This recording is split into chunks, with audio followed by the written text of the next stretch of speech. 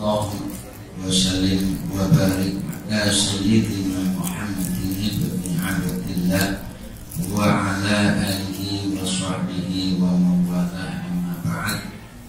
Para asatidz ustadzat rahimakumullah,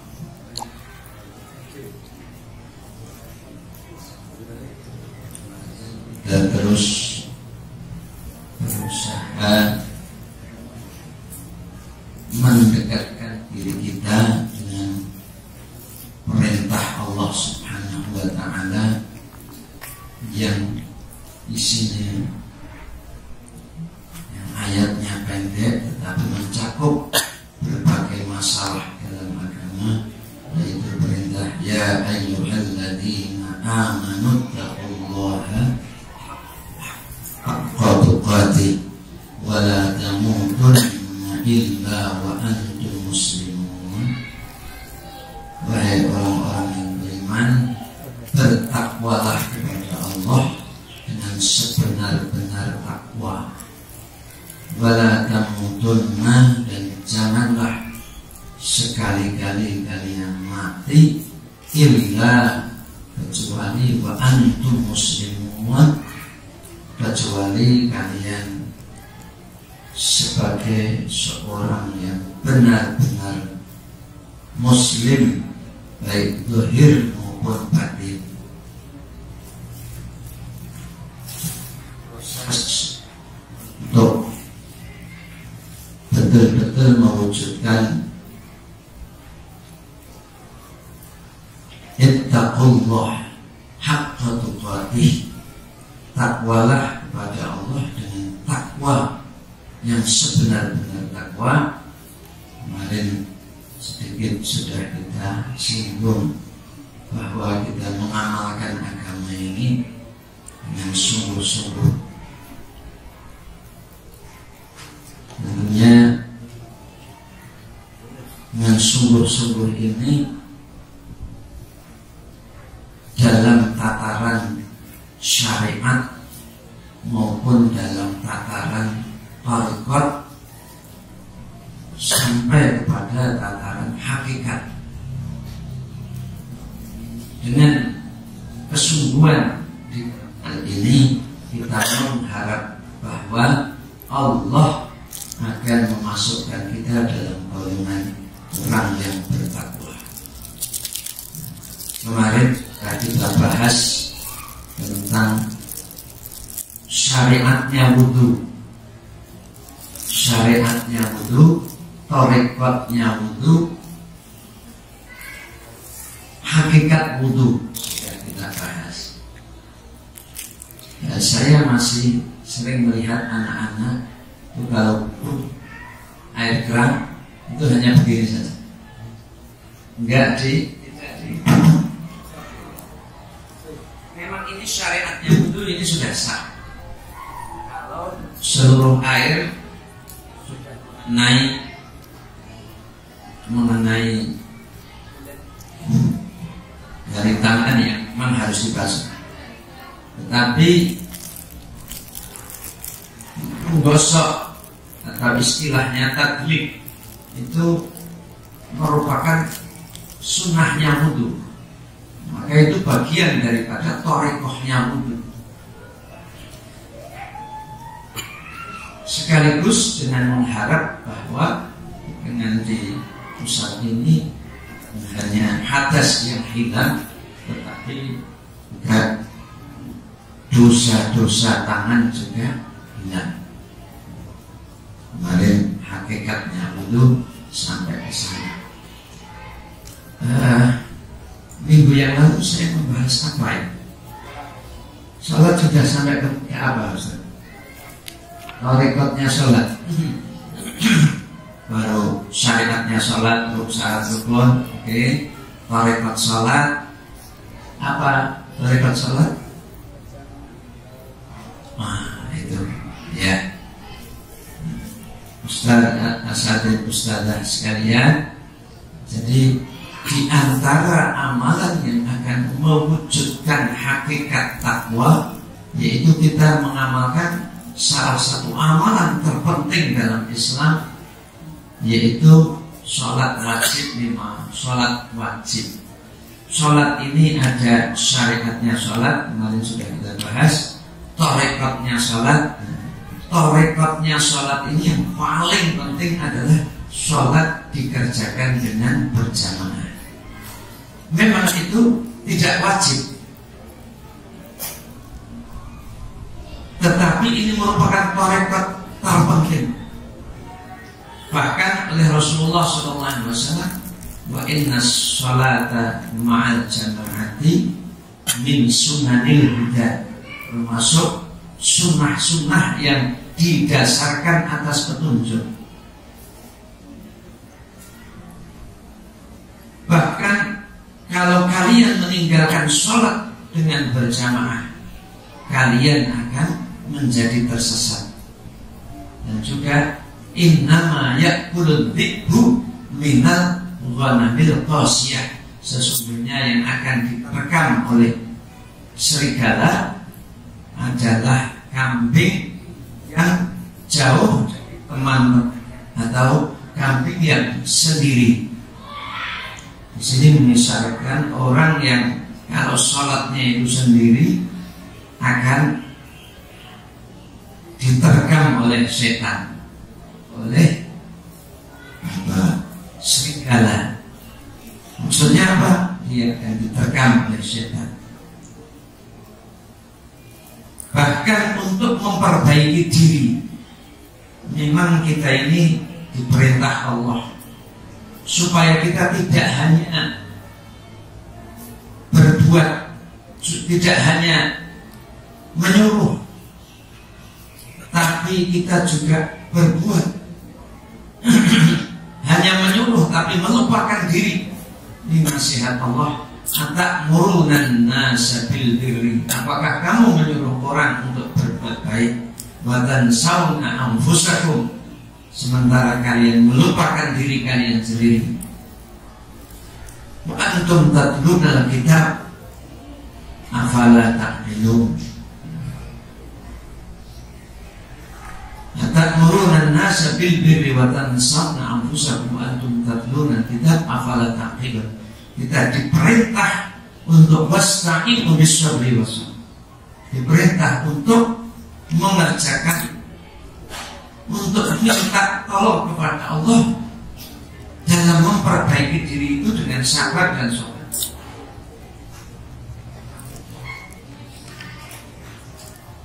Dan sholatnya, perintahnya warka'u ma'ar-raki'in, rukuklah bersama orang yang rukuk. Ayatnya sebelumnya berapa yang warka'u ma'ar-raki'in? Sebelumnya sebelum. Nah ini orang yang masih mencampur kebaikan dan keburukan, yang hak dan yang batil. Ini obatnya apa? Obatnya adalah sholat dengan jamaah. Wala talbisul haqqa bil batil, wa taqul haqqa wa antum ta'lamun. Jangan lupa campur antara yang hak dengan yang batil, dan engkau menyembunyikan yang hak sementara sebenarnya kalian tahu. Obatnya apa? Di sini, kalau Allah itu melarang sesuatu atau menyebut satu keburukan, lalu biasanya di situ Allah langsung menjelaskan apa solusinya. Solusinya apa? Faqimus shalah wa atuz zakah. Faqimus shalah itu menegakkan salat, tapi kenapa ditambah warka'u ma'ar-raki'in? Rukuklah bersama orang yang rukuk. Berarti kita diperintah untuk sholat berjamaah. Dengan sholat berjamaah, insya Allah kita akan ditolong oleh Allah. Allah akan membantu menghilangkan yang batil di dalam diri kita. Kebatilan akan dibuang oleh Allah Subhanahu wa ta'ala kalau kita menjaga sholat berjamaah. Maka sangat-sangat ini merupakan torekohnya sholat. Setelah itu, dalam rangka untuk memperbaiki diri kita, supaya kita bukan hanya bicara tetapi tidak mengamalkan, Allah juga ternyata memberikan bukti. Fasta'inu bis-sabri was-shalah. Mintalah tolong kepada Allah dengan sabar dan sholat. Sholat yang bagaimana? Maka wa innaha lakabiratun illa 'alal khashi'in. Sesungguhnya sholat itu amat berat kecuali atas orang-orang khusyuk. Maka dalam rangka supaya kita ini menjadi orang yang konsekuen, kita berusaha untuk khusyuk. Kita berusaha untuk khusyuk.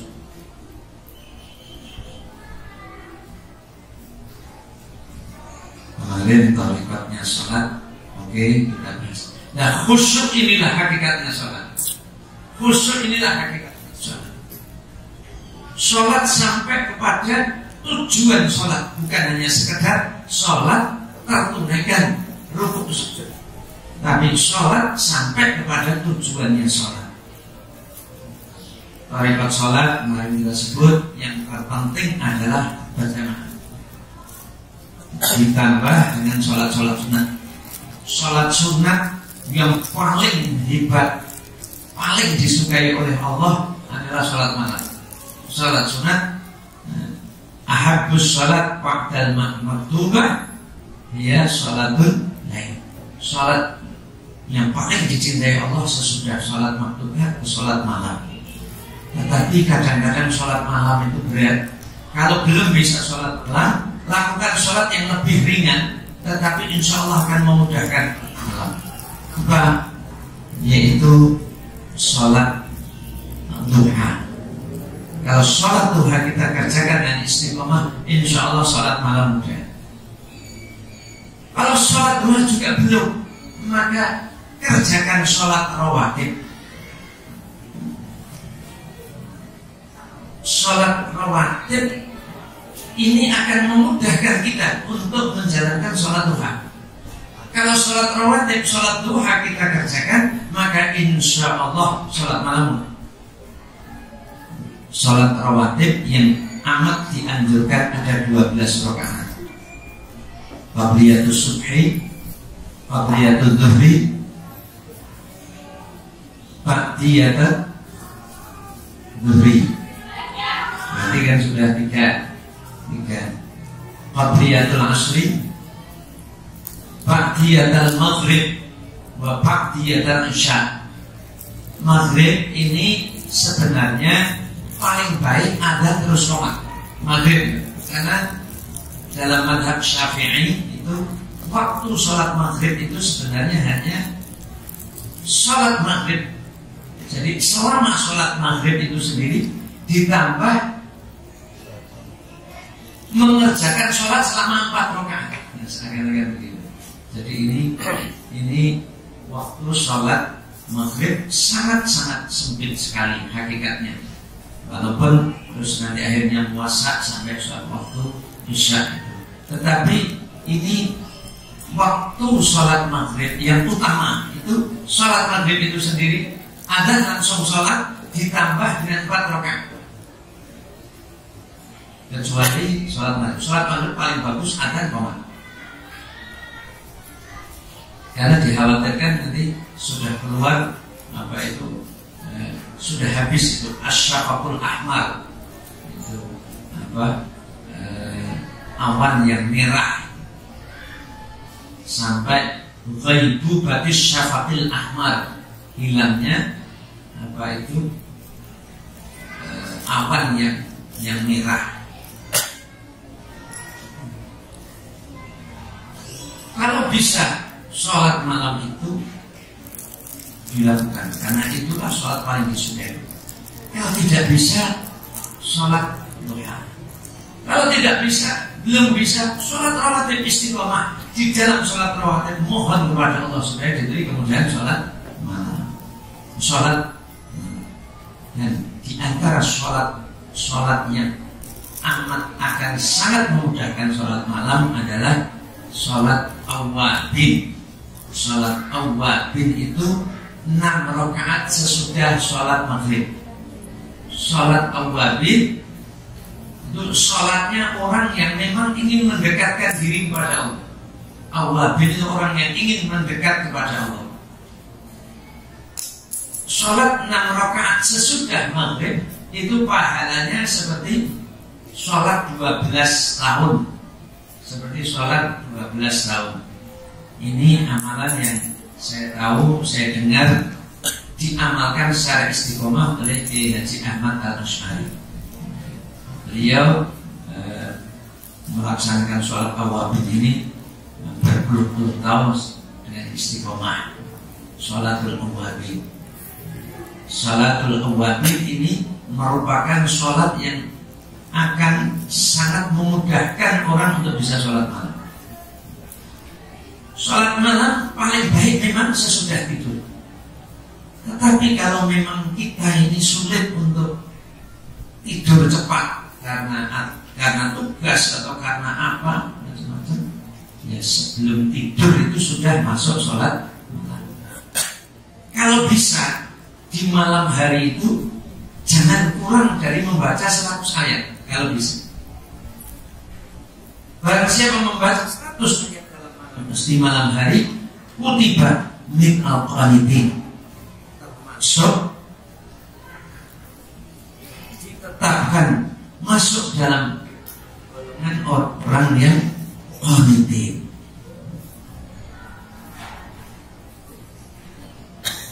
Di dalam surat Ali Imran, Qul hal unabbi dan qawl jadi dia anharu khalidin fiha harb terus wa hum fiha khalidun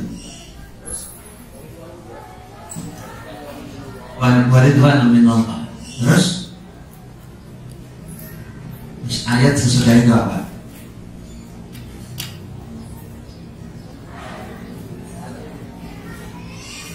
Lihat.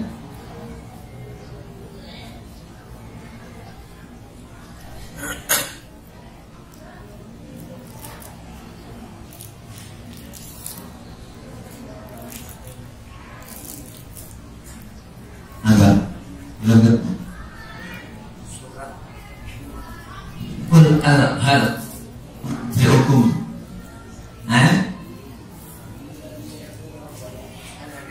Rabbana aman. Atau nompak wakina ada benar. Terus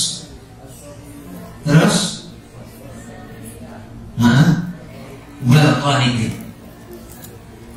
Jadi di sini orang yang termasuk qanitin, orang yang qanitin as-sabirin was-sadiqina wal qanitin. Terus wal mustaghfirina bil ashab. Wal mustaghfirina bil ashab. Ini 4 ciri orang yang bertakwa masuk dalam as-sadiq. As-sadiq, orang yang sadiq. Tanda orang itu sadiq. Jadi Allah ini dalam menjelaskan bahwasanya tidak harus semuanya, tapi apabila dikerjakan ya salah dikerjakan yang nyata itu nanti semua kena. As-sadiqin ini kan sifatnya tidak nyata. Itu kan belum nyata. Apa buktinya sadiq? Adalah sabir. As-sadiqin was-sabirin. Bukti sabir apa? Qanitin. Bukti dia itu sabar. Jadi proses untuk menjadi sabar itu dimulai dengan qanitin. Untuk nanti dengan qanitin akan dimudahkan Allah untuk sabar. Dengan sabar maka akan menjadi sadiqin, orang yang benar. Dan di antara untuk menjadi qanitin yang sesungguhnya wal mustaghfirina al-munfiqin, dia juga mau membelanjakan membelanjakan harta tidak mesti harus harta, tetapi tenaga, kemampuan kita, pemikiran, para asatid melakukan apa yang kira-kira baik untuk pondok, baik dalam mengendalikan santri, mendidik santri, semua itu dalam rangka itu namanya mufid. Terus menjelang subuh wal mustaghfir bil ashar. Untuk qanitin ini kata Rasulullah, siapa baca Al-Quran minimal 100 ayat dalam setiap malam, maka kutiba minal qanitin, dia dimasukkan dalam golongan orang yang qanitin. Membaca 100 ayat itu mungkin dibayangkan berat. Sebenarnya baca Yasin saja, membaca Yasin dan surat Al-Mulk itu sudah termasuk 100 ayat. Yasin kan 83 ayat, Al-Mulk 30 ayat, itu sudah 100 ayat lebih. Ya? Tambahin kulhum dulu. Malah tambahin kulhum seperti menghatamkan Al-Quran. Jadi sebenarnya ada amalan-amalan bukan untuk malas, tetapi ini untuk mensiasati. Apalagi kalau mau membaca 1000 ayat dalam satu malam. Ayat itu juz 28, 29, juz 30 itu ada 1000 ayat itu. Itu kan ayatnya pendek-pendek. 2 ayat. 1000 ayat terlalu berat. Yang 100 ayat Yasin dan surat Al-Mulk setiap malam. Dan bacalah di dalam sholat malam. Entah itu belum tidur maupun sesudah tidur. Kalau memang tidurnya mulainya tidur itu mau berangkat tidur sudah di atas jam 11. Kalau muda-muda ini nampaknya sulit untuk bangun jam 2, jam 3 itu sulit. Tapi kalau agak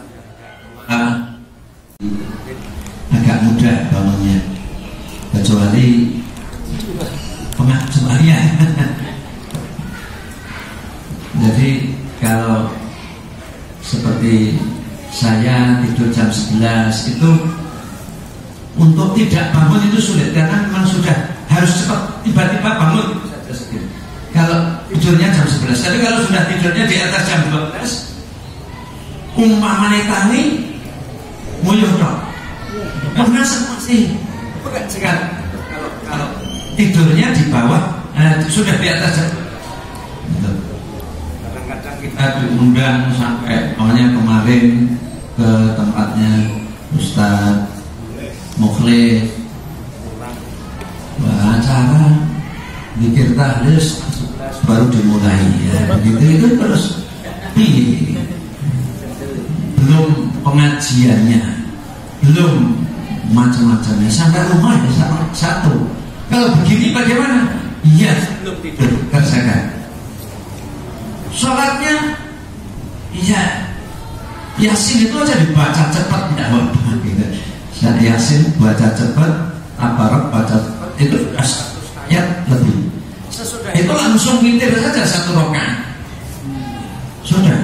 Ya kalau bisa witir itu 3 rakaat. 3 rakaat itu minimal pantas. 1 boleh, tetapi belum pantas sebenarnya.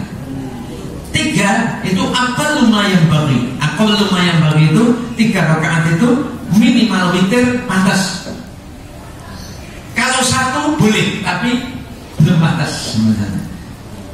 Tapi kalau situasi kondisi sudah payah sekali, ya muharap telung rakaat kuno bos, puasanya sudah berat, ya 1 rakaat saja.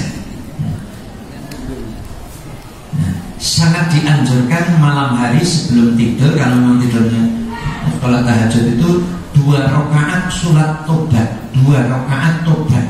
Karena barang siapa berbuat dosa lalu sholat 2 rakaat dan mohon ampun kepada Allah, maka dosa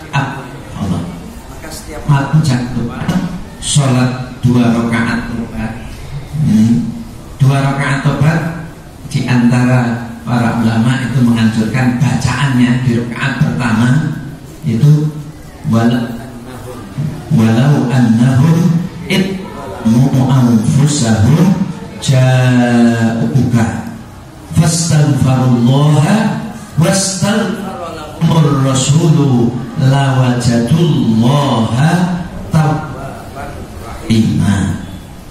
Ayat itu membuka rahasia sebenarnya, membuka bahwa Allah pasti mengampuni hambanya. Sebenarnya Allah sendiri yang membuka rahasianya. Apa di antara yang membuat kita diampuni Allah? Ja'uka, mereka datang kepadamu wahai Rasul. Fastaghfirullah, mereka mohon ampun kepada Allah. Wastaghfarallahu Rasul, dan Rasul juga memohonkan ampun. Nah sekarang bagaimana kita datang kepada Rasulullah? Hakikatnya orang sholat itu datang kepada Rasulullah. Sekarang itu Rasulullah bukan kita datangi, tapi Rasulullah datang kepada kita. Apa? Laqad ja'akum. Rasulullah itu datang kepada kita. Maka kalau kita mohon ampun kepada Allah dengan sholat itu hakikatnya kita juga menghadap kepada Rasul dengan assalamu alaika ayyuhan wa rahmatullahi wa barakatuh. Maka ja'uka fastaghfirullah wastaghfirullah Rasul lawajatullah tawwabar rahimah. Itu nanti di rakaat pertama, lalu kita baca istighfar 3 kali. Kalau ane enggak ya 11 astagfirullah astagfirullah astagfirullah. Lalu kita baca surat Al-Kafirun, terus Bismillahirrahmanirrahim, qul ya ayyuhal kafirun.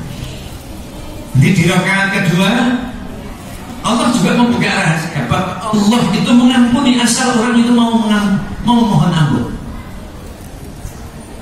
Wa man ya'mal su'an aw yadhlim nafsahu thumma yastaghfirillah. Jadi barang siapa berbuat keburukan, idzalam amsam wa man ya'mal su'an aw yadhlim nafsahu thumma yastaghfir, lalu mohon ampun. Allah sudah memproklamirkan lawajatullah, kalian pasti menemukan Allah. Lah, ini untuk menegaskan, mengingatkan manusia yang gue jaluk ngapura, aku memberi maaf. Lawajatullah tawwabar rahim, kalian akan menemukan Allah dengan ampun, maha menerima tobat atau maha memberi tobat, dan juga penuh kasih sayang. Maka mohon ampun pada Allah.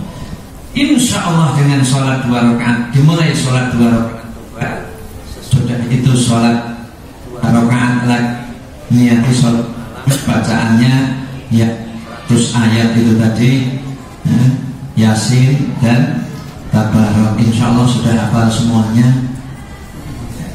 Ya, harus jadi tambahi 2 surat lagi.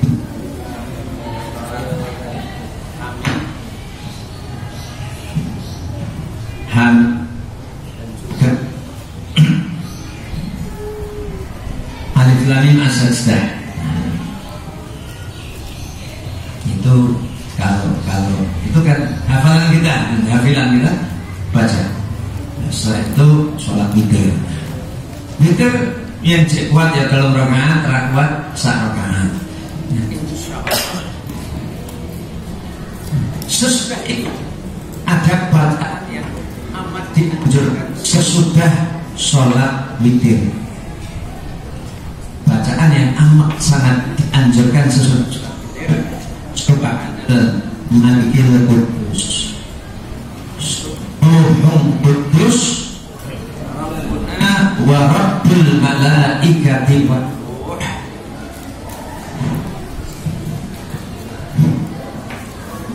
Jalal khalaqtas samawati wal arda bil izzati wal jabarut wa ta'azzazta bil qudrati wa qahhartal ibada 'alal maut.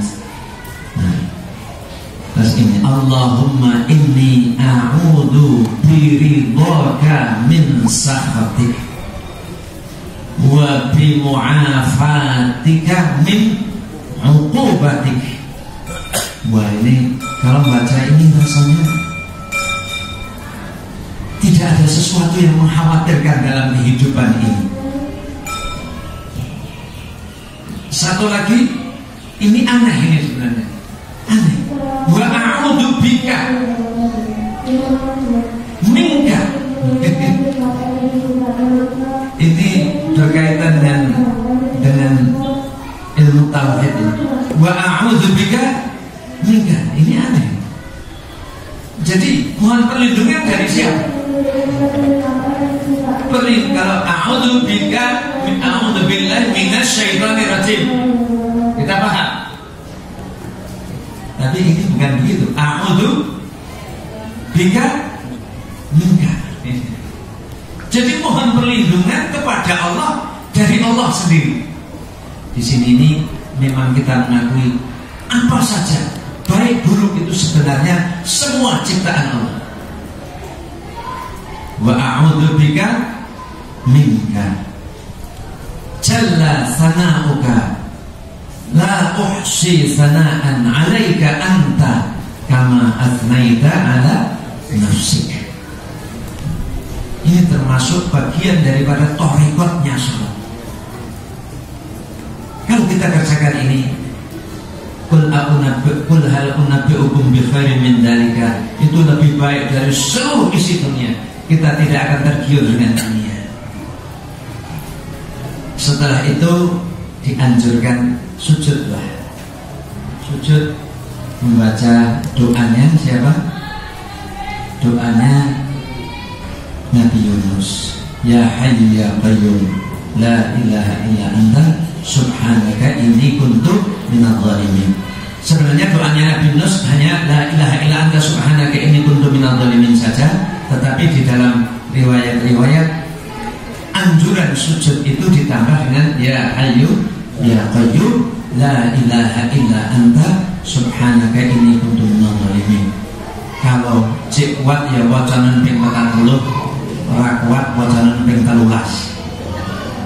Ora kuat wacanan ping 3 paling ora. Ya Hayyu ya Qayyum, orang yang membaca itu sudah dalam kesempitan Allah akan mengangkat, dalam problem Allah akan berikan solusi. Ya Hayyu ya Qayyum la ilaha illa anta subhanaka inni kuntu minadh dhalimin. Pertengahan 13 kali lah paling tidak, bisa penempatan 40. Nah sesudah itu duduk baca istighfar. Istighfar yang kata Rasulullah, barang siapa membacanya sebanyak 27 kali, tidak akan pernah melihat sesuatu yang menyusahkan baik dirinya maupun keluarganya. Istighfar tidak akan pernah melihat sesuatu yang menyusahkan. Istighfarnya ini mungkin agak baru, kalau mau ditulis silakan. Yang apalannya cepat baca Astaghfirullahalladzi la ilaha illa huwar rahmanur rahimul hayyul qayyumul ladzi la yamutu wa atubu ilaihi rabbil firli.